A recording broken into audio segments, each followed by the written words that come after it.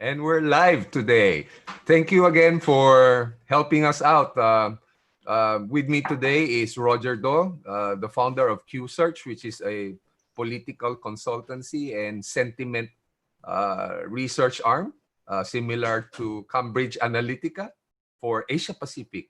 And with us today is one of our new friends, Ms. Vanch Padilla, a known political blogger, soon-to-be lawyer, and now also a startup founder for a soon-to-be launch, I think next month, Sukli Asia. Yeah, so good morning, guys. Without further ado, let's jump into our book discussion. And the book is titled Made to Stick by Dan and Chip Heath. And so jump in, guys, if you remember or trigger, if there's something that's triggered in your mind. And well, one of the things I want to start ahead. off is like this is an incredibly important skill set, how to communicate, because in the age of social media, our memory is getting shorter and shorter. So ability to craft a really powerful message is important, but you got to create it in a way that people can actually remember, because we have so much more exposure to information. If people don't remember your message, it doesn't really matter what you say, because nobody's going to remember. And this is one of the reasons why politicians can get away with so much stuff they say, because nobody remembers. There's just too much stuff. So, but on the internet, everybody will remember. On the internet, it's searchable, but people still don't remember. There's just too much to search. Like you type in any politician name, there's over 10,000 pages. Who's going to search 10,000 websites to find something useful or meaningful? And if they don't remember your message, they're much less likely to act on the message, right? Yeah, so absolutely. I think that's one of the key points of the book. And so the final goal obviously is to get people to act on your message. So the book starts out with the very famous kidney theft hoax as an example of what makes the message more memorable. It's an urban myth that people get abducted. You have a drink with a beautiful woman, then you end up in a hotel with your kidney missing. In a bathtub full of ice, if I remember. Yeah. And a message that says, call a doctor or something because I have half of your kidney or the whole kidney. So like, with that having been said, this is the gist of the entire book.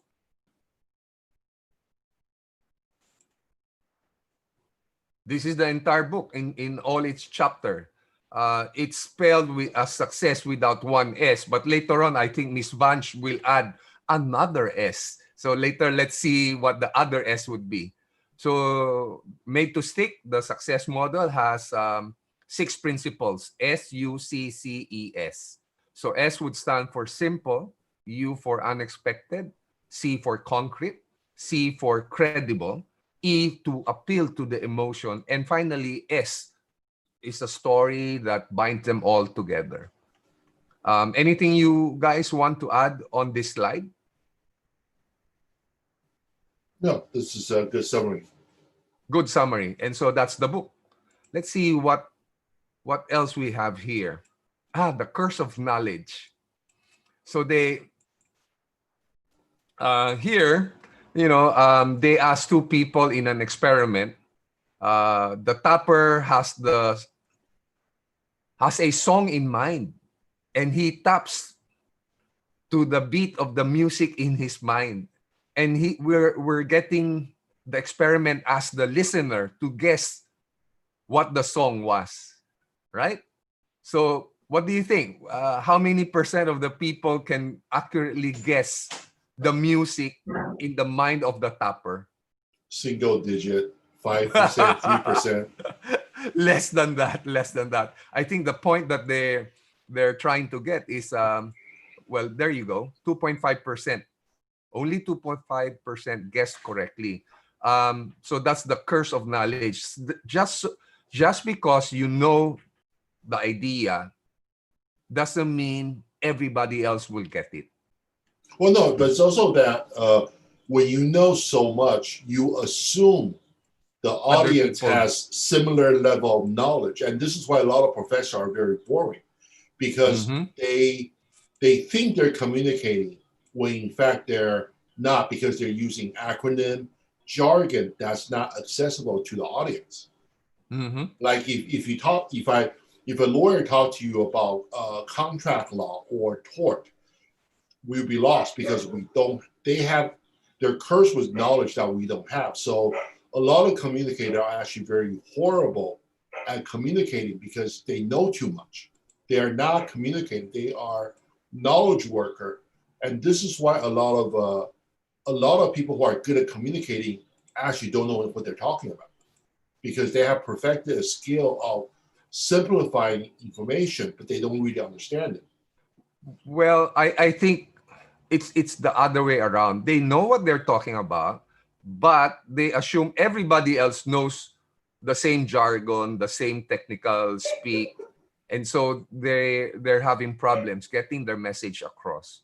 Yeah, and this is one reason why a lot of the time we don't change as a society or in a particular field because you lack somebody who can communicate.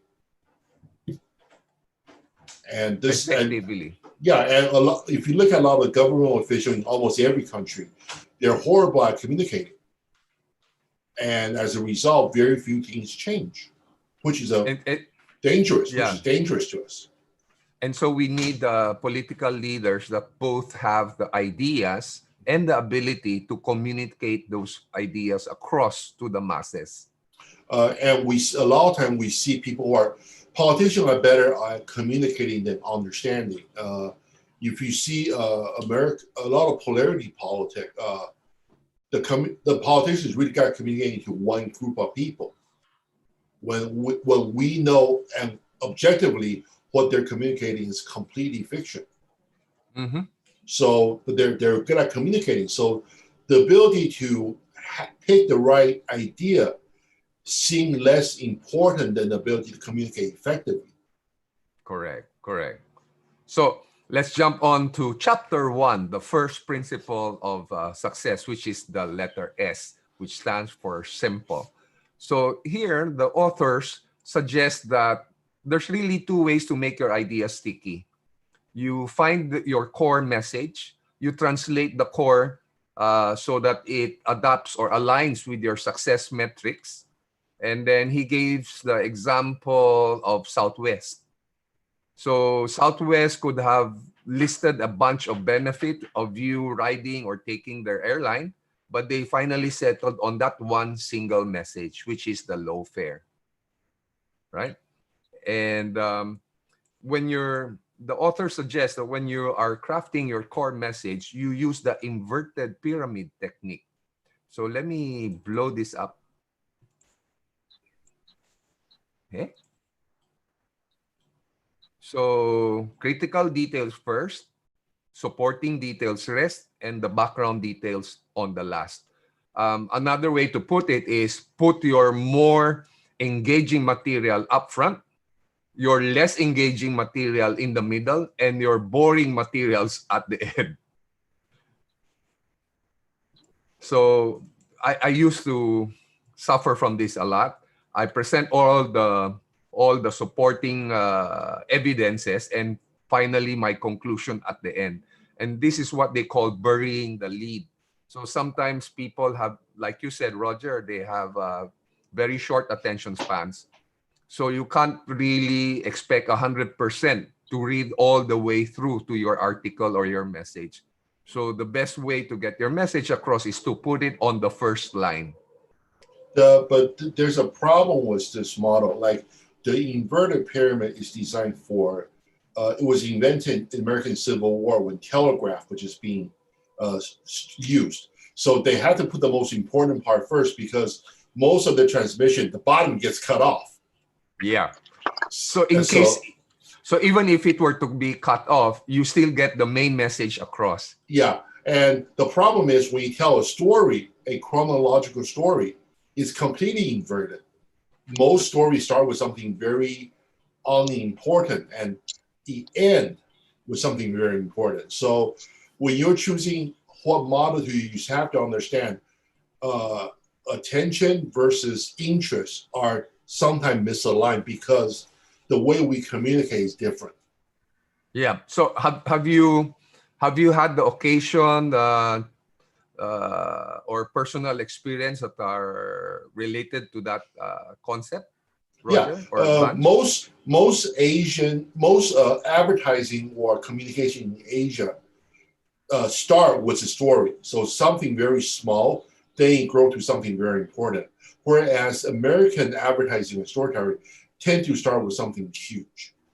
So it's almost a systematic inversion. So when a lot of Asians started going to Europe or America, they tend not to be very effective in communicating because the style is different. It's not wrong, it's different. Like with a story, the client can figure out how relevant it is to my business. Whereas you start with the inverted pyramid, you're promising a huge impact. And then the more you learn, the impact promise may not exist. A lot of time we hear this amazing thing about AI. If you read news article about artificial intelligence and how it impacts our life, you say, "Oh my God, we're controlled by a digital overlord." When you actually read the content, you're saying it's only slightly smarter than a calculator. Yeah. So this reminds me of the concept of clickbait.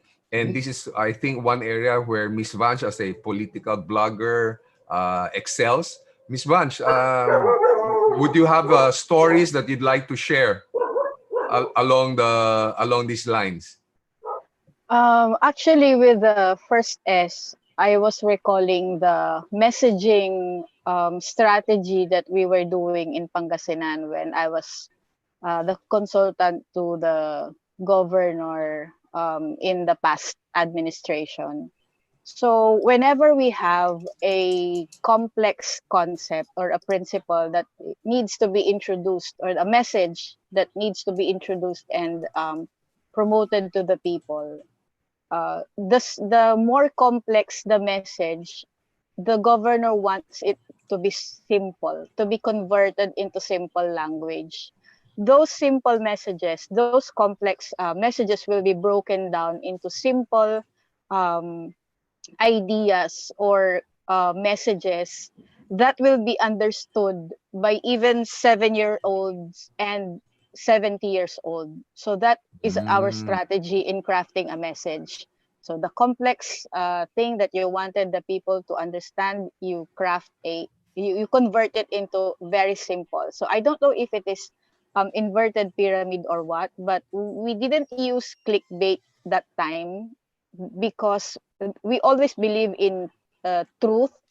And if you say something very truthful, the people will be more discerning and understanding, rather than using clickbait, which is like defrauding the audience, and therefore it won't build trust eventually. So for us, simple messages but high on trust.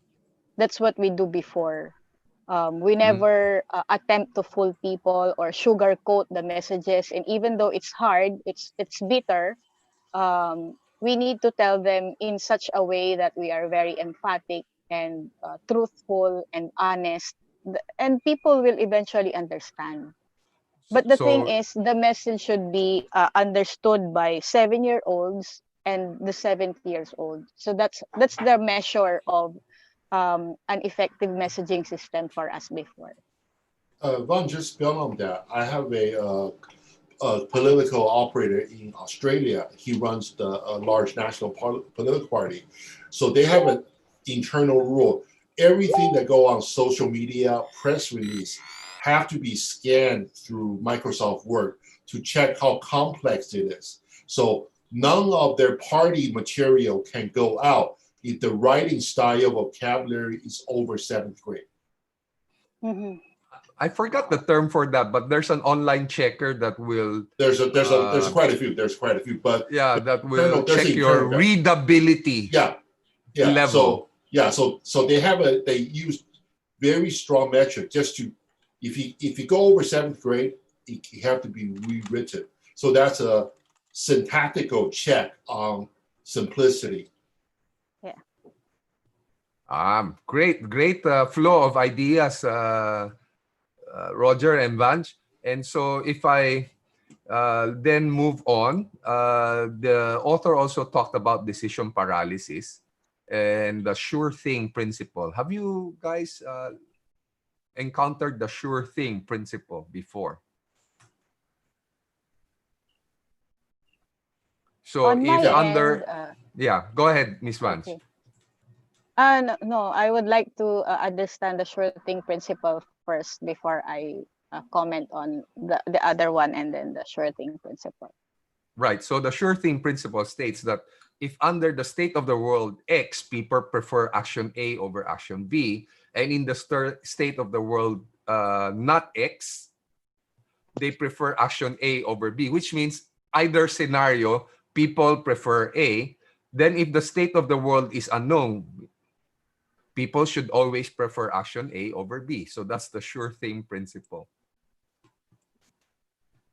Okay, And so for the decision paralysis, we always encounter that because there are always conflicting ideas and how to present it to the masses before. So if we encounter the decision paralysis, what we do is we get the most number of feedback, and the most positive ones will be the one to go out in the open. So we always need third party sampling of both ideas or messages, and then whichever gets the most votes or feedback, positive feedback, will be the one to come out in the open.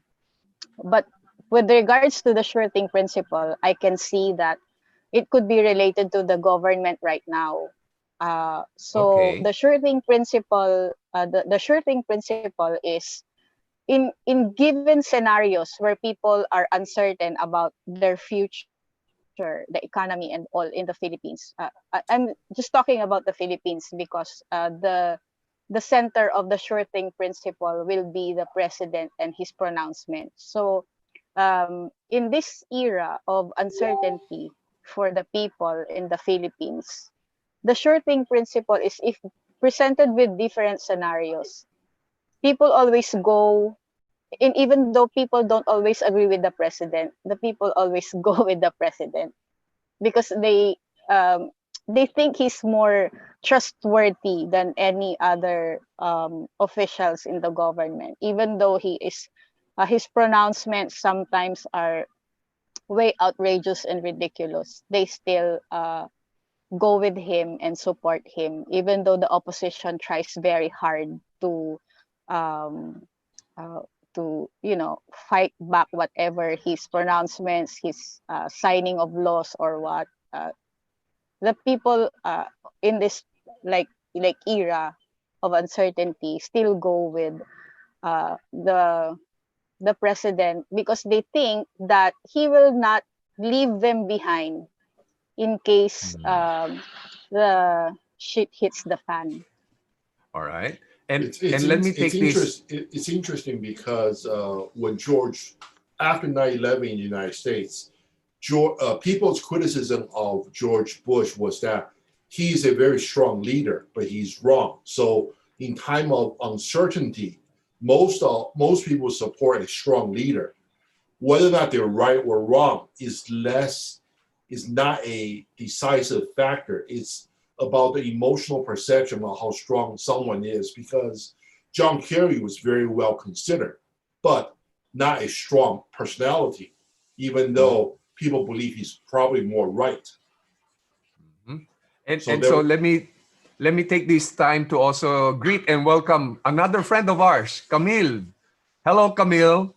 Camille is a licensed Philippine real estate broker and a closet rock star. Yeah. Hi, how are you guys?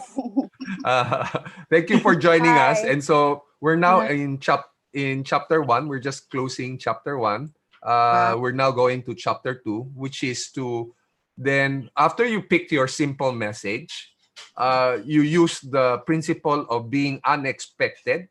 So you achieve this by doing two things. You create the surprise, no, something that's unexpected. And so they found out that sticky messages gets people's attention by defying expectation. And once you have their attention, you're supposed to sustain that attention by presenting them with a mystery at the start of the message. So these are the two key things you do, or the authors talked about in their chapter. Let's start with creating the surprise. So the author talks about again, he's a fan of Southwest Airlines. And he was talking about, you know, the ubiquitous flight safety announcements that stewardesses would always announce over the plane's PA before the airplane takes off. And honestly, sometimes you just tune it out. But then I also had the occasion of riding a Southwest airline before, and I was like cracking up because the lady there was saying, you know, if you have two children with you, look at them carefully and decide which one you love more in case of a crash landing. No, So it's like, the oxygen mask. yeah, for the oxygen mask, you know, if there's not enough oxygen, you decide which among your two kids. So, you know, in this particular example, they cited the final saying, like, as the song goes, there are 50 ways to leave your lover, but there are only 6 ways to leave this airplane. So these types of unexpectedness gains people's attention. But this is what clickbait does. It gets your attention, but it doesn't sustain it. That's why it's such a disappointment. Correct. And as Ms. Vanch correctly said earlier, it hurts your credibility and authenticity. So in the end, you know, unless you're a fly-by-night organization, don't do that. Clickbaits, don't do that. Yeah. And so this is along something that Ms. Vanch said, you know, avoid gimmickry. So they cited this example from outpost.com that use actual wolves that attack the marching band. It was, you know, it was unexpected, but it does nothing to support the message of the ad. Right? So, yeah. What else do we see here? So the lesson here was that the surprise must relate to your core message.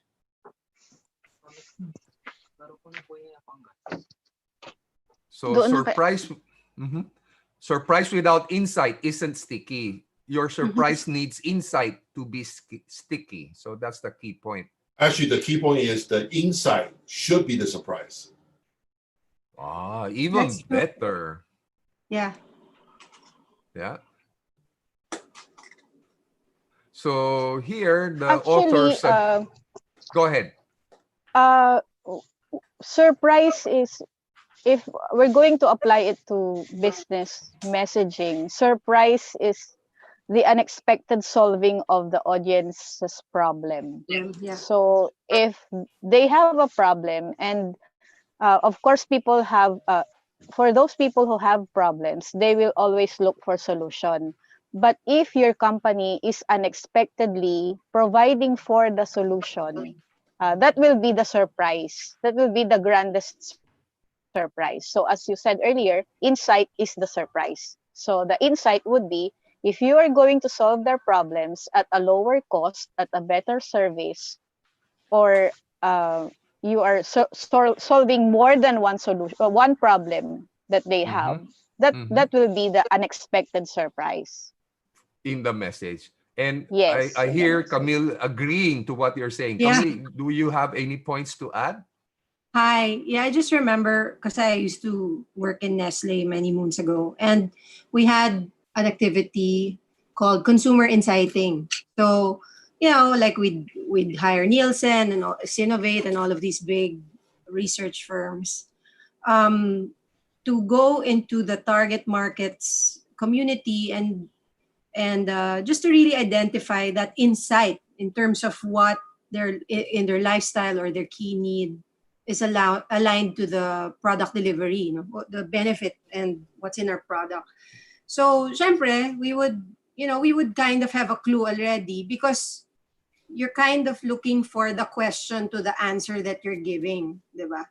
Mm-hmm. Of course, I was in my 20s then, for very impatient young brand managers, we wanted to skip to the end and just really deal with the ad agency already and craft the clever award winning messages. But it's the process of discovery, because the communication and the buzzwords that you use, the tagline, it's actually fine tuned as you strip off all of these preconceived things that you have, and when you just really engage with the consumer Mm-hmm. at their level, so yun lang, it's just bringing back a lot of memories.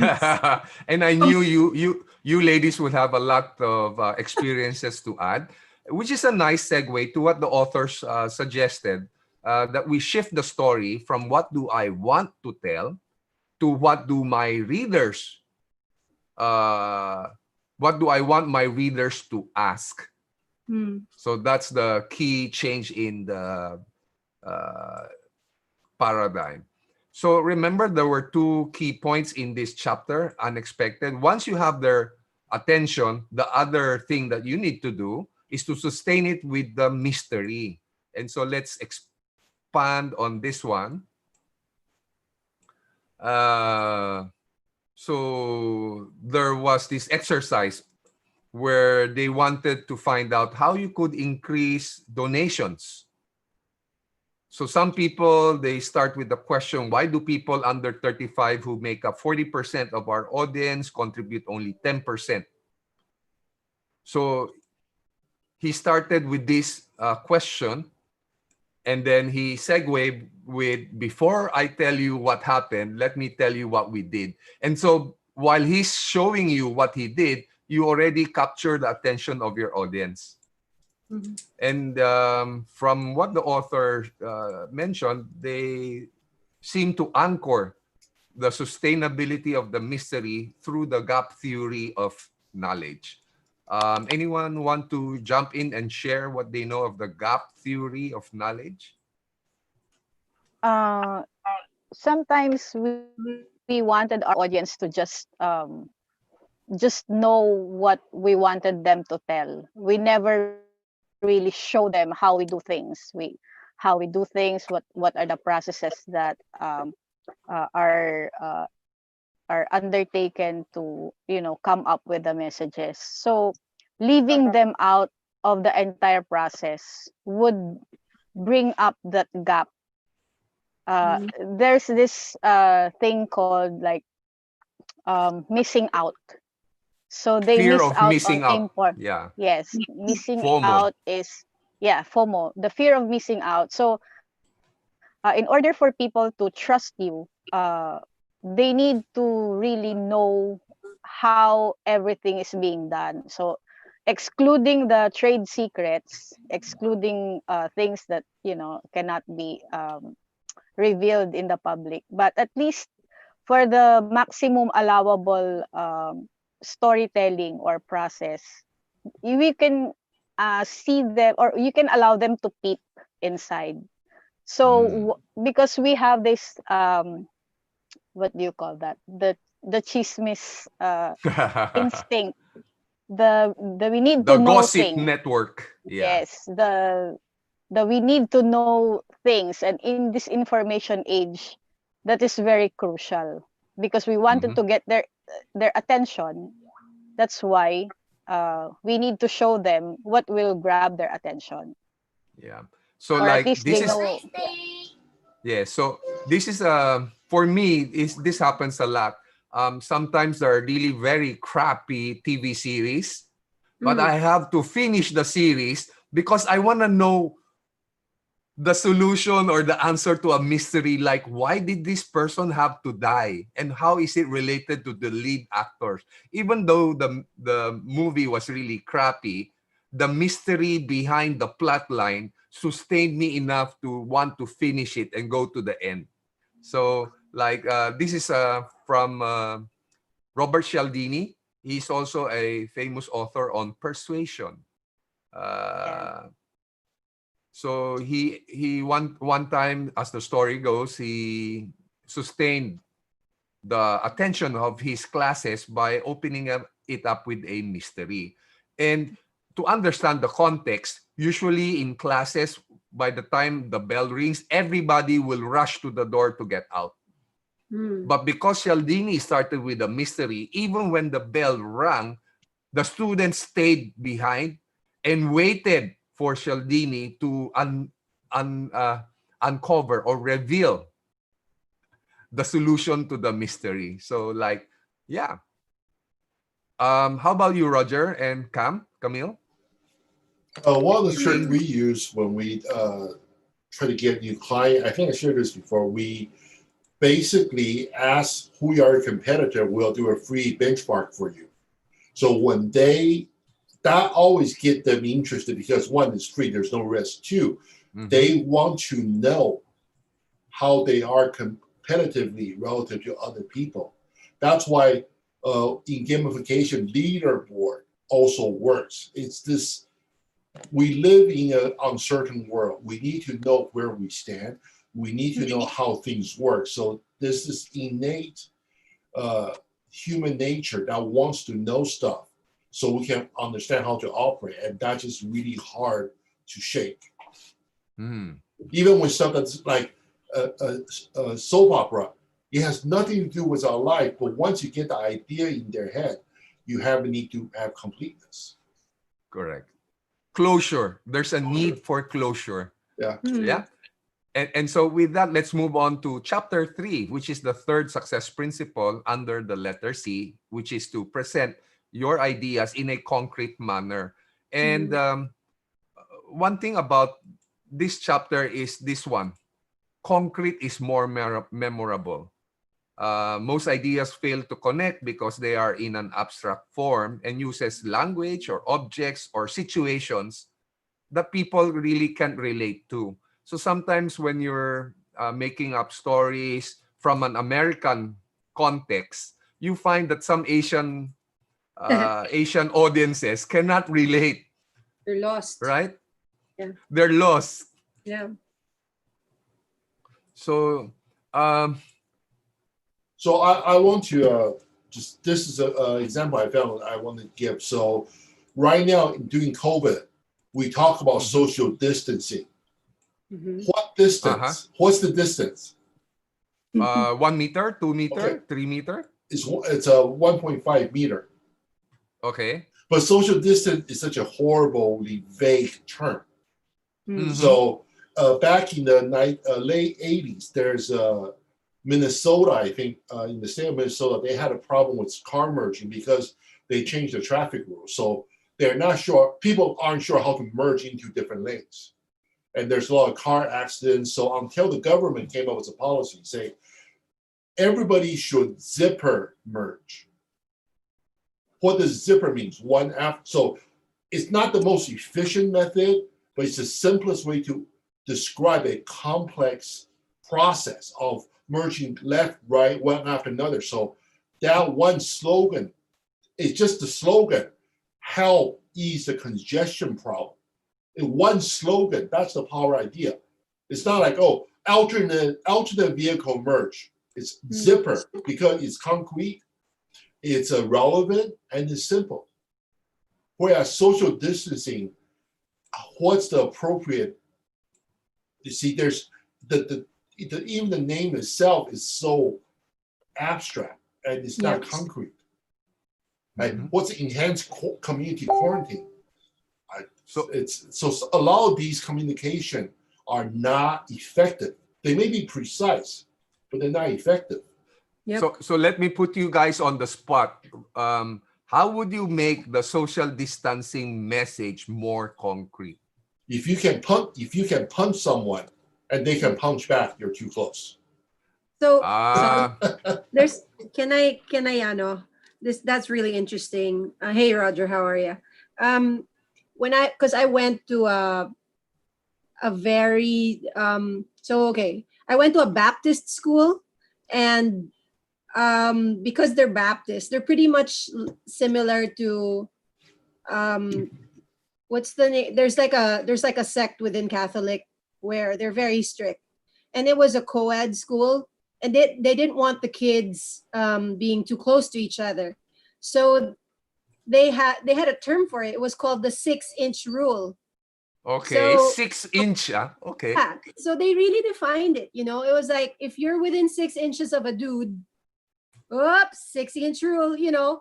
So I don't know where the 6-inch came from, but kasi like we're in chapel or whatever, so we're like next to each other.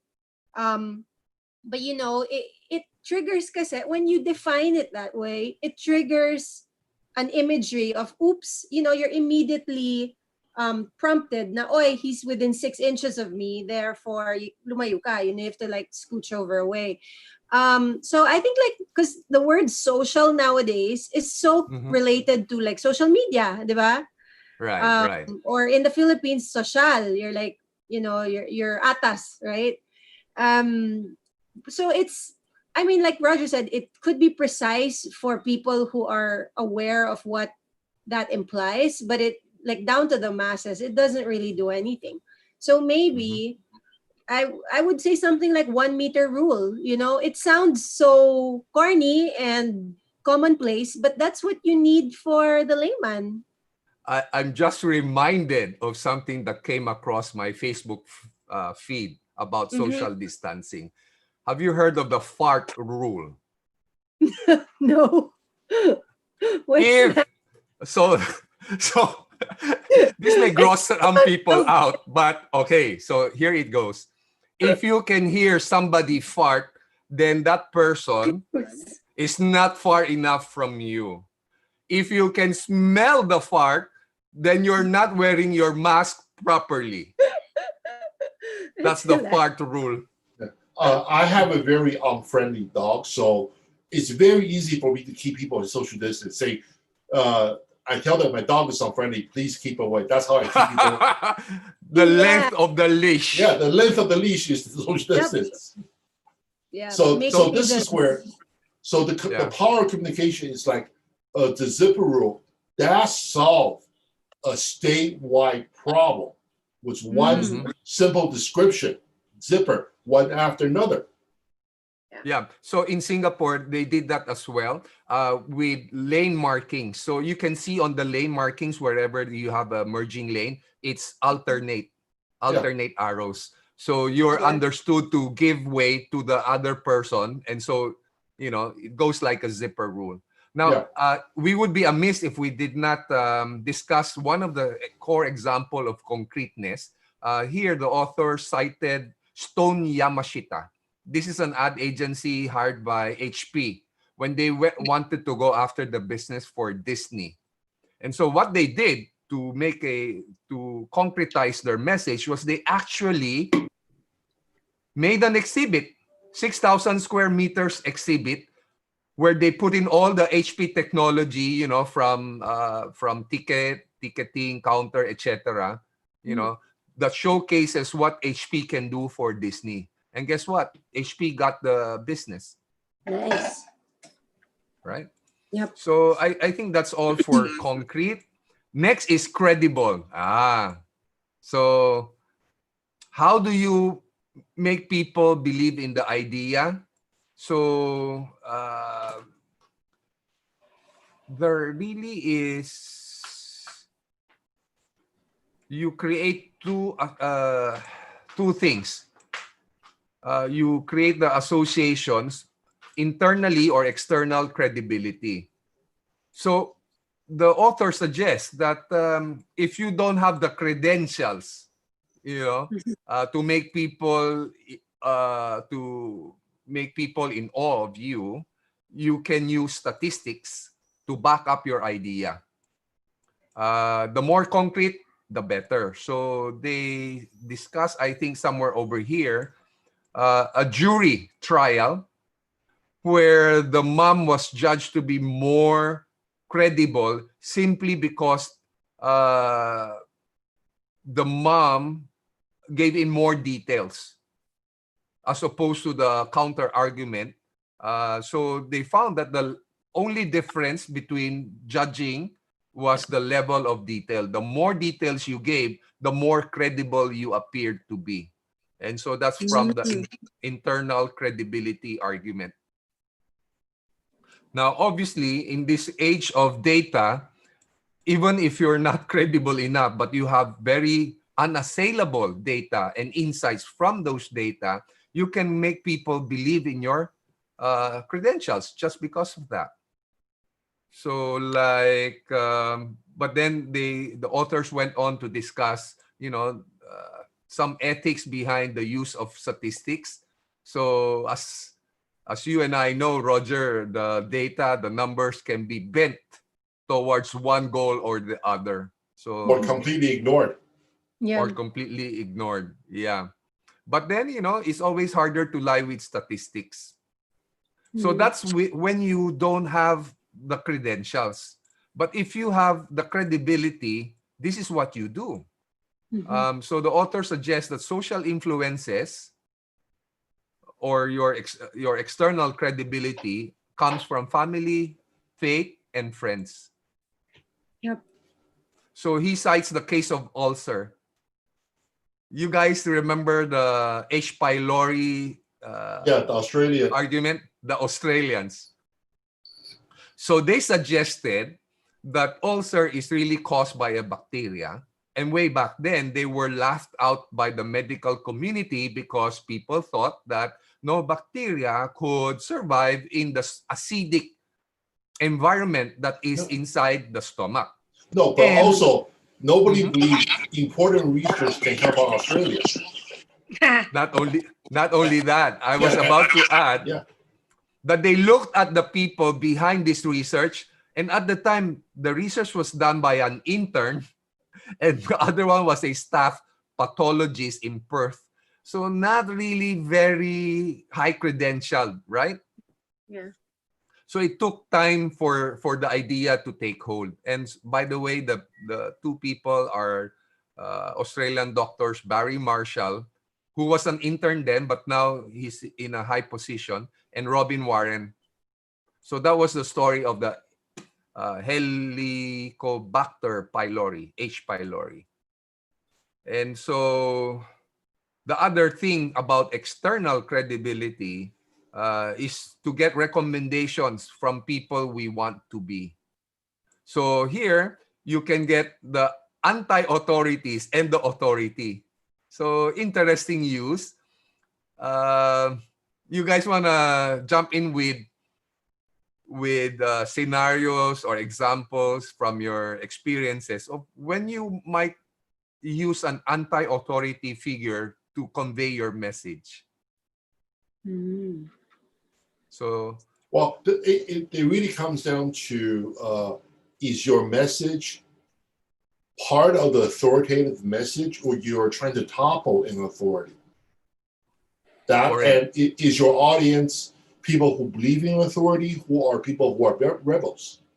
So what you're really doing is you're choosing the appropriate influence based on if I'm telling people smoking is bad back in the 1970s, well, everybody believed smoking was benign back in the 1970s. Marlboro country. Yeah. So I think this is less useful, but because if you look at the stomach acid problem, the problem is not the credibility, is that people are stupid. Even scientists are stupid. I mean, I come from a philosophy of science background, and like we say last time, changes happen one funeral at a time. Progress happens. Yeah. So credibility is an assumption. It's really hard to change people's mind about credibility.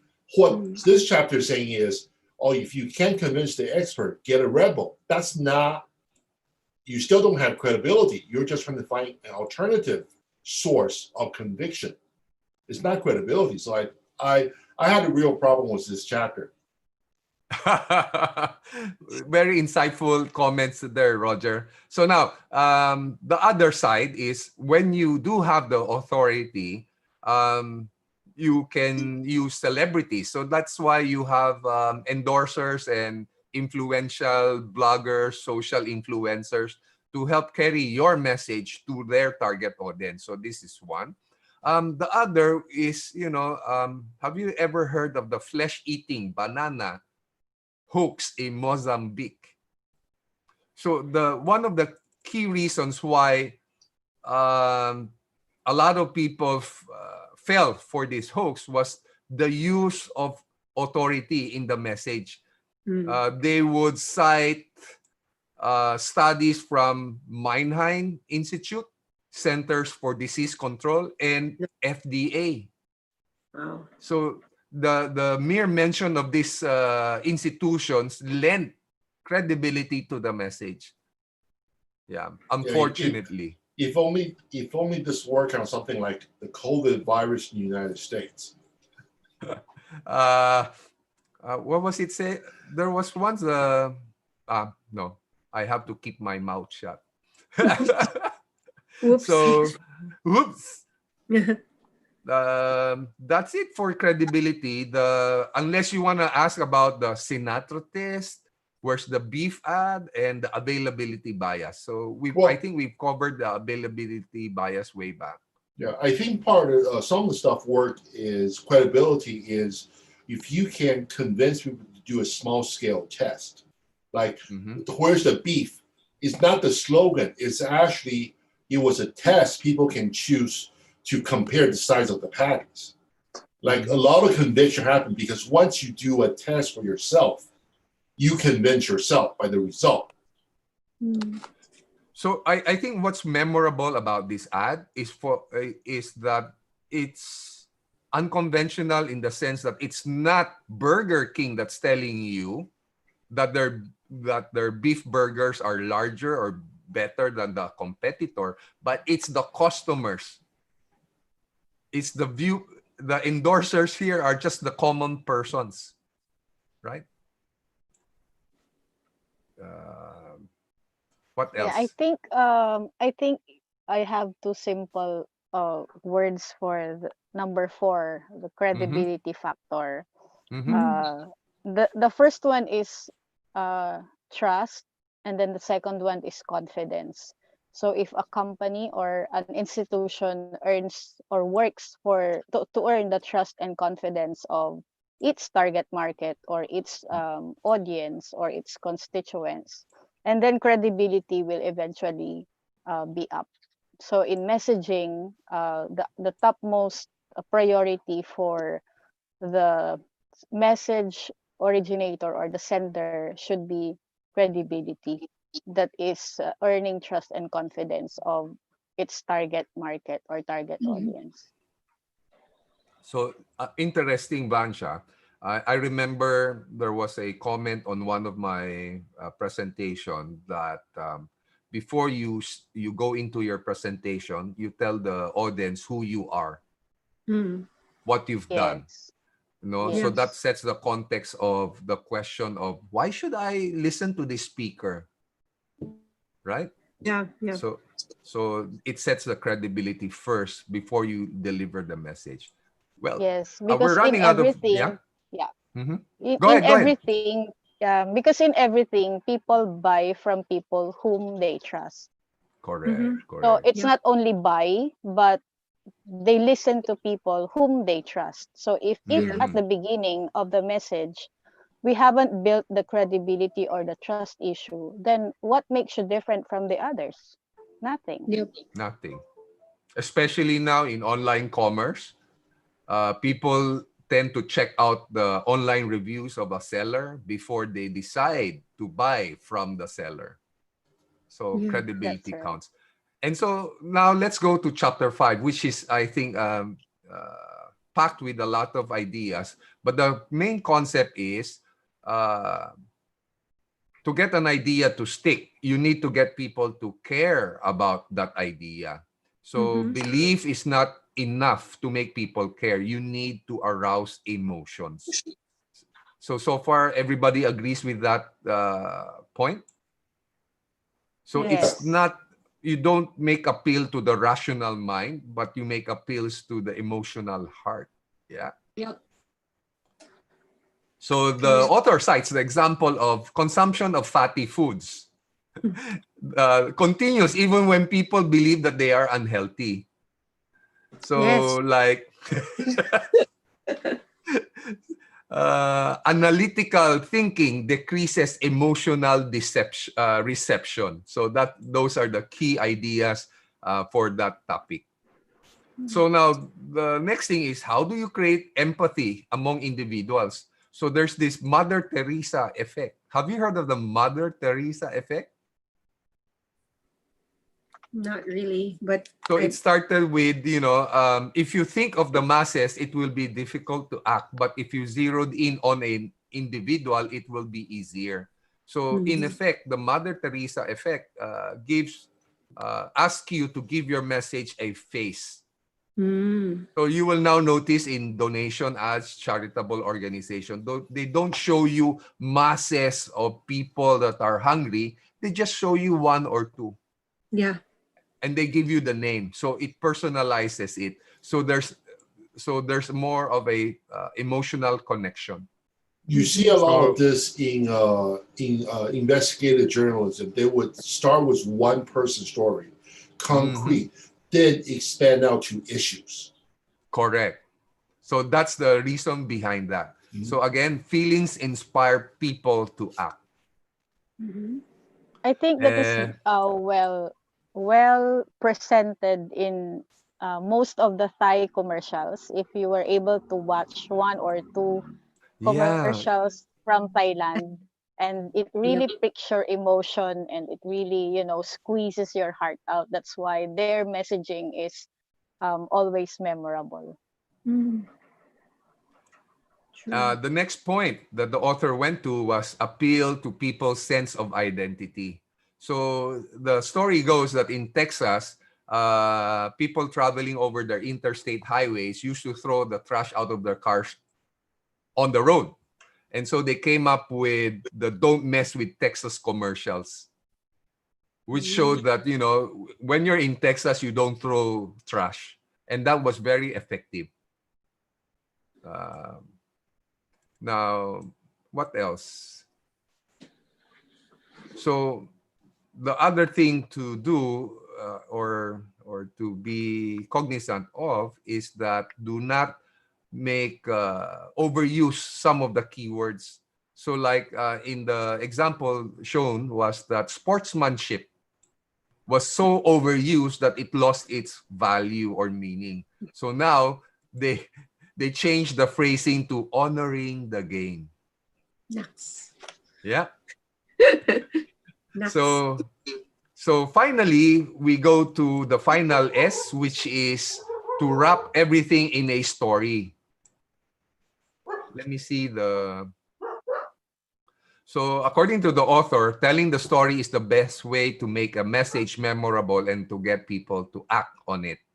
So among the reasons why you tell story, you bring an element of entertainment along with an element of information, and it lets you engage with your audience. Now, as to how to tell good stories, there's a link to another book, but we won't discuss that for now. Let me explode this and see what... yes!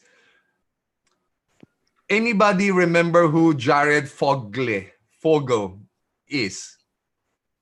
Yeah, he lost Subway weight by guy. eating Subway guy. Yeah. Remember the Subway guy? He was overweight. He decided to eat nothing but Subway, and he ended up losing weight. He was about, from 400 pounds, he was able to lose 245 pounds just by eating Subway. Wow. And so the author was saying, like, this is a very good example of the success metric. It had a simple message, which was you can lose weight, it was unexpected because the way you lose weight is by eating fast food. It was concrete because, as you can see, he's showing here his previous pant size.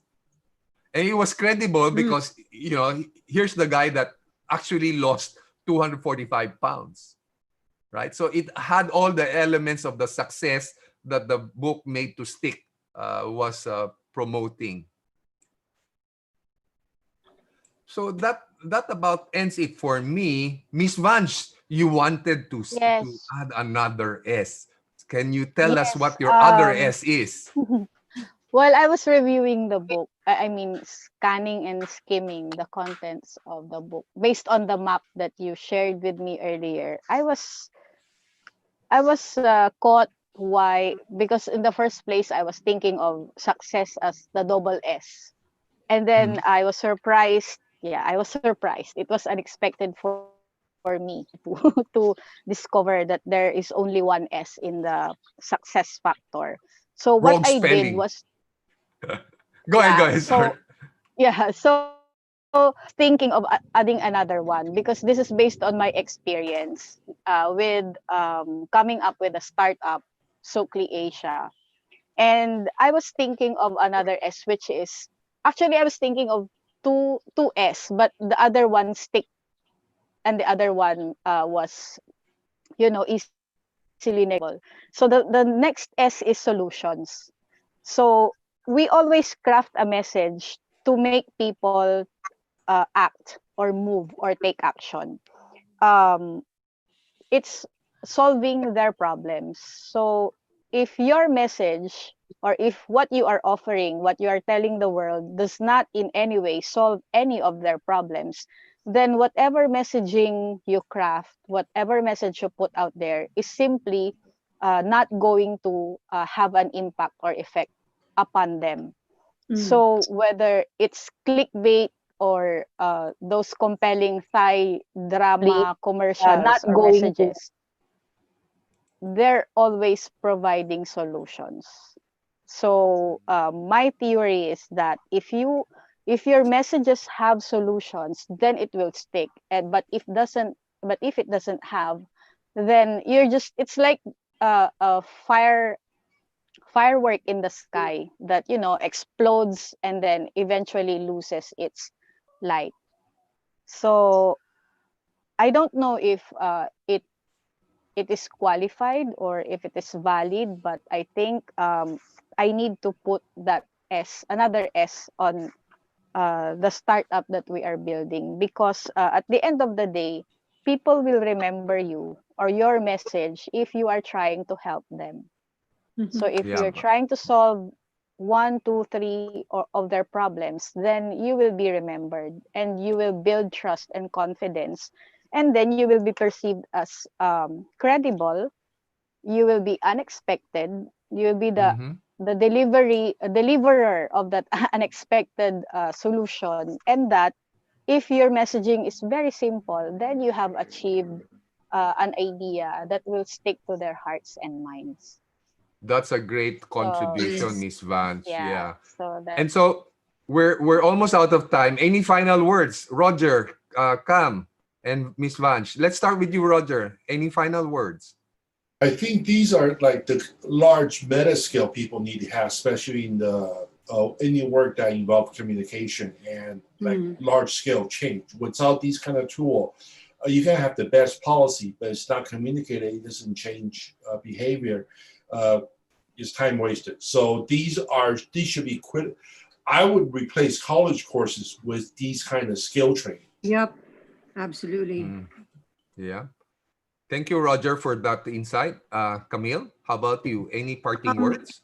Yeah, no, this is really, thanks for inviting me. It's so nice to hang out with you guys. This is really Yeah. good in terms of reminding me because, I'm, I became a realtor, broker in 2016. So this is in keeping with my dad's wishes and with the family business. And it's very different for me because I was corporate for the longest time and it's very high touch. But these are good reminders, especially with regards to the emotional bit, because if you're hardwired for corporate and then you have a very emotional seller or whatever, but yeah, I mean, as with everything, I guess, like, diba, we have to be clear, we have to be simple, just really pivot in terms of the audience that you're dealing with, so that you can make the best impact and that connection, right? And then you can relate to each other in terms of what needs to happen or be done. So yeah, Very well salamat. said. Thank Yeah. you. Yeah. Miss Vanch, parting thoughts? Thank you for participating, and thank you for inviting me to read some of the concepts of the book. It was really an eye opener. I appreciate this because we are on our pre-launch. That's why I am in charge of crafting the messaging, and it's very helpful. So it I'm glad you came right guys, in time. ladies. Yeah, I'm also glad you guys joined us. And so with that, we close the session. Thank you again. Bye Thank bye. you. Thank Bye. you. Bye. Have a good day. Stop and